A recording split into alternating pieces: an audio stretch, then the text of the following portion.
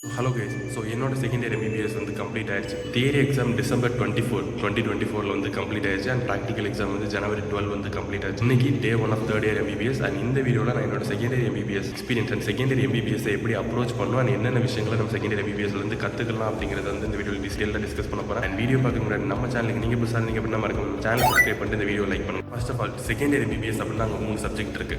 Pharmacology, pathology and microbiology 3 subject வந்து இருக்கும். ஒவ்வொரு சப்ஜெக்ட்டும் நம்ம அப்ரோச் பண்ணக்கூடிய விதம் வந்து கம்ப்ளீட்லி டிஃப்ரெண்ட்டாக வந்து இருக்கும். These 3 subject are very very important for final year subject. So pharmacology அப்படின்னு எடுத்துக்கிட்டிங்கன்னா ஸோ நம்ம ஜென்ரலாக தெரிஞ்சுக்க வேண்டிய விஷயம் கிளாசிஃபிகேஷன் ஆஃப் ட்ரக்ஸ். ஸோ அதுக்கப்புறம் எந்த drug of choice for particular கண்டிஷனுக்கு ட்ரக் ஆஃப் சாய்ஸ் இருக்கும் அது என்ன அப்படின்னு தெரிஞ்சுக்கணும். அண்ட் அந்த ட்ரக்கோட mode of action and adverse effects இதெல்லாம் ஜென்ரலாக நம்ம வந்து தெரிஞ்சுக்க வேண்டிய விஷயம். ஸோ இதே பேத்தாலஜி அப்படின்னு எடுத்துக்கிட்டிங்கன்னா ஸோ இதுலேயும் டைப்ஸ் அந்த டிசீஸ் ஏதோ ஒன்று இருக்குது அப்படின்னா ஸோ அதோட டைப்ஸ் வந்து இருக்கும் கிளாசிஃபிகேஷன் அது மாதிரி.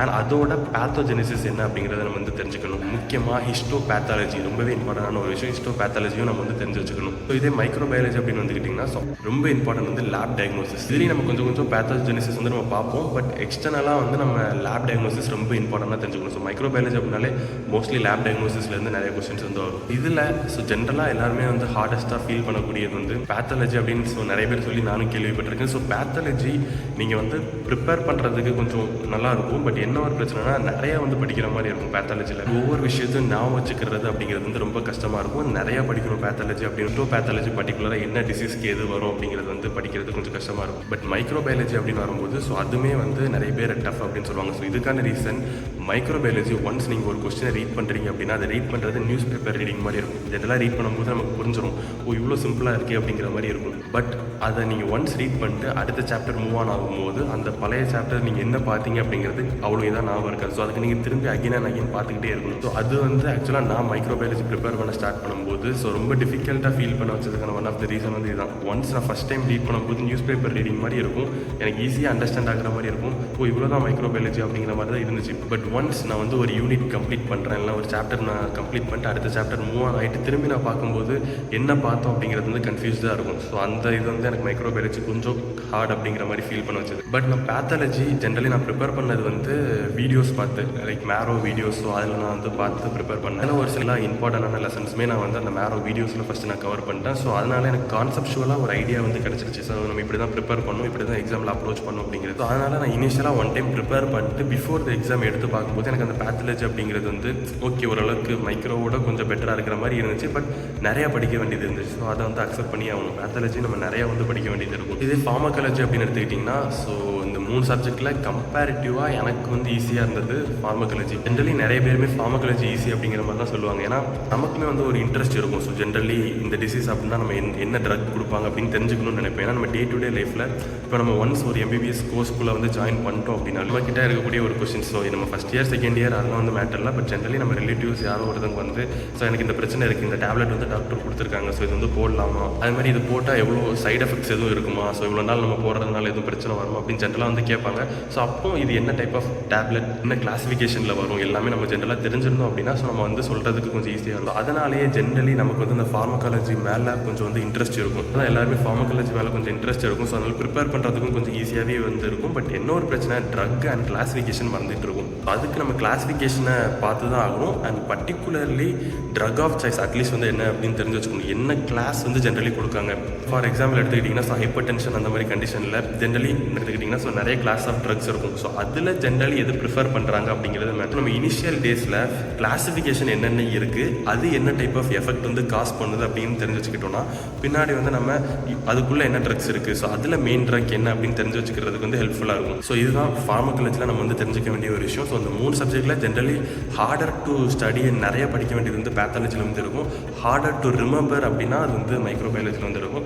அண்ட் ஃபார்மகாலஜி ஜென்ரலி எல்லாருமே ஈஸியாக வந்து ஃபீல் பண்ணக்கூடிய ஒரு சப்ஜெக்ட். கம்பேரிட்டிவாக ஃபார்மகாலஜி வந்து இந்த 3ல் வந்து ஜென்ரலி எல்லாருமே ஈஸியாக வந்து ஃபீல் பண்ணுவாங்க. So how to approach for university exam point of view and for generally ஏதோ ஒரு பிஜி எக்ஸாம் அந்த மாதிரி ப்ரிப்பேர் பண்ணுறதுக்கு பாயிண்ட் ஆஃப் வியூவில் எடுத்துக்கிட்டிங்கன்னா நான் ஆல்ரெடி ஒரு ஷார்ட்ஸ் வீடியோவில் வந்து சொல்லியிருப்பேன். ஸோ அதில் நான் மென்ஷன் பண்ணியிருப்பேன் ஃபார்மகாலஜி. ஸோ நான் 100% சொல்லுவேன். ஸோ நீங்கள் வந்து ப்ரிப்பேர் பண்ணுறீங்க அப்படின்னா டாக்டர் பிரியங்கா சாச்தேவ் ஸோ அவங்களோட வீடியோஸ் வந்து இருக்கும். யூடியூப்லேயே ஃப்ரீயாக வந்து அவைலபிளாக இருக்கும். அப்போது நீங்கள் ஸ்டார்ட் பண்ணால் கூட டாப்பிக்கை பெர்ஃபெக்டாக வந்து நீங்கள் ப்ரிப்பேர் பண்ணி முடிக்கலாம். ஸோ அதனால் அந்த டாபிக் டாக்டர் பிரியங்கா சாச்தேவ் யூடியூப்பில் டைப் பண்ணி நீங்கள் ஃபார்மகாலஜிக்கு ஏதோ என்ன டாபிக் வேணுமோ அந்த டாபிக்குள்ளே நீங்கள் வந்து படிச்சு இங்கே ஒரு வீடியோ எடுத்து நீங்கள் பார்த்தா கூட உங்களுக்கு வந்து ஒரு இன்ட்ரெஸ்ட் இருக்கும். இவ்வளோ தான் இந்த டாபிக். ஸோ இவ்வளோ சிம்பிளாக இந்த டாபிக் தான் இவ்வளோ நாள் நம்ம தெரியாமல் இருந்தோமா அப்படிங்கிற ஒரு மைண்ட் செட் வந்து வரும். ஸோ அதனால் அந்த வீடியோ ட்ரை அவுட் பண்ணுங்கள். இனிஷியலாக வீடியோஸ் பார்க்குறதோட சேர்ந்து ரொம்ப முக்கியமான ஒரு விஷயம் வந்துன்னா நோட்ஸ் எடுத்து வச்சுக்கோங்க. ஏன்னா நம்ம திரும்பி அந்த வீடியோஸ் பார்த்துக்கிட்டே இருக்க முடியாது. ஏன்னா அது வந்து 1 hour 2 hour 3 hours அந்த ரேஞ்சுக்கிட்ட அந்த வீடியோ வந்து இருக்கும் ஒரு வீடியோ. அப்போ அந்த வீடியோ பார்க்கிங்கன்னா அது நோட்ஸ் எடுத்து வச்சுக்கோங்க. அண்ட் ஃபியூச்சரில் அந்த நோட்ஸ் வச்சு ரிவைஸ் பண்ணிங்க அப்படின்னா அந்த கான்செப்ட் அப்படியே வந்து ரொம்ப நாள் ஞாபகம் இருக்கும். அவங்களும் வந்து அந்த யூனிவர்சிட்டி ப்ரிப்பரேஷன் பாயிண்ட் ஆஃப் வியூவில் தான் நடத்துவாங்க. ஸோ நடத்துறது ஸோ இது வந்து ப்ராஃப் எக்ஸாம் அப்படின்னு சொல்லிட்டு அவங்க வீடியோஸ் வந்து போட்டிருப்பாங்க. ஸோ இது பிஜி எக்ஸாமுக்கு நீங்கள் படிக்கும்போது PG exam point of view, so அதில் ப்ரீவியஸ் இயர் கொஸ்டின் என்னென்ன இருக்கோ ஸோ அதை கவர் பண்ணியிருப்பாங்க. ஸோ இதுதான் 2 different types. So university exam எடுத்துக்கிட்டிங்கன்னா ஸோ அதுக்கு தகுந்த மாதிரி அவங்க வீடியோஸ் வந்து போட்டிருப்பாங்க. இது பிஜி எக்ஸாம் எடுத்திங்கன்னா ஸோ அதுக்கு தகுந்த மாதிரி வீடியோஸ் வந்து இருக்கும். ஸோ வந்து 2 different types of videos. And ரெண்டுத்துக்குமே வந்து ஜென்ரலி நீங்கள் டாக்டர் பிரியங்கா சாஜ்தேவ் ஃபாலோ பண்ணலாம். பிஜி எக்ஸாமுக்கு ப்ரிப்பேர் பண்ணோம் அப்படின்னு நினச்சிங்கன்னா டாக்டர் ஜிஆர்ஜி, ஸோ இது இவங்களுமே வந்து ஸோ ரொம்ப பெஸ்ட்டாக வந்து நடத்திருப்பாங்க. ஸோ இந்த வீடியோஸ் லைக் செரிபெல்லம் இல்லை ப்ரெப்லாடர், ஸோ அதில் வந்து அவங்க டீச் பண்ணியிருப்பாங்க. ஸோ அதில் வந்து நீங்கள் செக் அவுட் பண்ணிப்பாங்க. அதே பேத்தாலஜிக்குமே doctor Priyanka Sajdev or doctor Preethi Sharma, so இவங்க 2 பேரில் யாருனாலும் ஃபாலோ பண்ணலாம். பட் யூனிவர்சிட்டி பாயிண்ட் ஆஃப் வியூவில் டாக்டர் பிரியங்கா சாஜ்தேவ் வந்து ஃபாலோ பண்ணுங்கள்.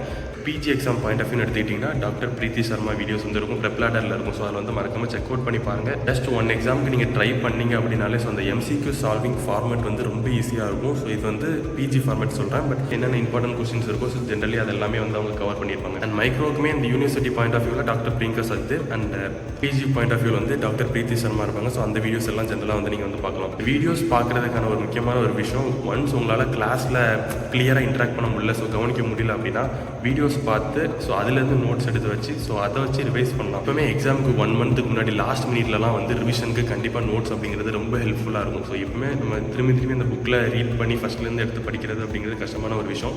ஸோ நோட்ஸ் அப்படிங்கிற ஒரு விஷயம் வந்து ரொம்ப இம்பார்ட்டன்ட் ஃபியூச்சர் பாயிண்ட் ஆஃப் வியூவில். ஸோ இப்போ இல்லைனாலுமே அட்லீஸ்ட் பிஜி ப்ரிப்பேர் பண்ணுறீங்க, ஏதோ ஒரு விஷயத்துக்கு தேவை அப்படின்னா நோட்ஸ் அப்படிங்கிறது ரொம்ப ஹெல்ப்ஃபுல்லாக இருக்கும். ஸோ அதனால் இனிஷியல் டேஸ்லேயே நோட்ஸ் எடுக்கிறதுக்கு ஸ்டார்ட் பண்ணிடுங்க. இதுதான் தியரி பாயிண்ட் ஆஃப் வியூவில். அண்ட் இதே posting, so posting point of view வந்து எடுத்திங்கன்னா ஸோ அஞ்சிங் மைனர் போஸ்டிங் ரெண்டுமே வந்து போட்டிருப்பாங்க. பட் எல்லாத்துலேயுமே ஜென்ரலாக அவங்க சொல்லிக் கொடுக்கக்கூடிய விஷயம் history taking. So first clinicals, அதாவது செகண்ட் இயர் எம்பிபிஎஸ் தான் ஃபஸ்ட்டு கிளினிக்கல்ஸ் அப்படின்னு சொல்லுவோம். ஸோ அதில் ஜென்ரலாக எல்லாருமே கற்றுக்க போகிற ஒரு விஷயம் வந்து ஹிஸ்ட்ரி டேக்கிங். இந்த ஹிஸ்ட்ரி டேக்கிங் ஜென்ரலாக என்ன அப்படிங்கிறத கிளியராக வந்து தெரிஞ்சு வச்சுக்கணும். அண்ட் எக்ஸாமினேஷன், ஜென்ரல் எக்ஸாமினேஷனுமே இருக்கும். ஸோ இதையுமே ஓரளவுக்கு வந்து ஐடியா நம்ம என்னென்ன அப்படிங்கிறத தெரிஞ்சு வச்சுக்கணும். இதுதான் பாயிண்ட் ஆஃப் வியூவில் எடுத்துக்கிட்டிங்கன்னா ஸோ ரொம்ப இம்பார்ட்டன்ட். அந்த ஹிஸ்ட்ரி டேக்கிங் என்ன ஒவ்வொரு டிபார்ட்மெண்ட்லையும் ஆல்மோஸ்ட் சிமிலராக இருக்கும். பட் ஒரு சின்ன விஷயங்கள் வந்து தெரிஞ்சுக்கிற மாதிரி இருக்கும் ஒவ்வொரு டிபார்ட்மெண்ட்லையும். இதுதான் செகண்ட் இயர் எம்பிபிஎஸ் பொறுத்த வரைக்கும். ஸோ வேறு ஏதாவது தெரிஞ்சுக்கணும் அப்படின்னு நினச்சிங்கன்னா மறக்காம கமெண்ட் செக்ஷனில் கமெண்ட் பண்ணுங்கள். ஸோ இந்த வீடியோ உங்களுக்கு பிடிச்சிருந்தா லைக் பண்ணுங்கள், ஷேர் பண்ணுங்கள், கமெண்ட் பண்ணுங்கள், மறக்காம நம்ம சேனலை சப்ஸ்கிரைப் பண்ணுங்கள். தேங்க்யூ.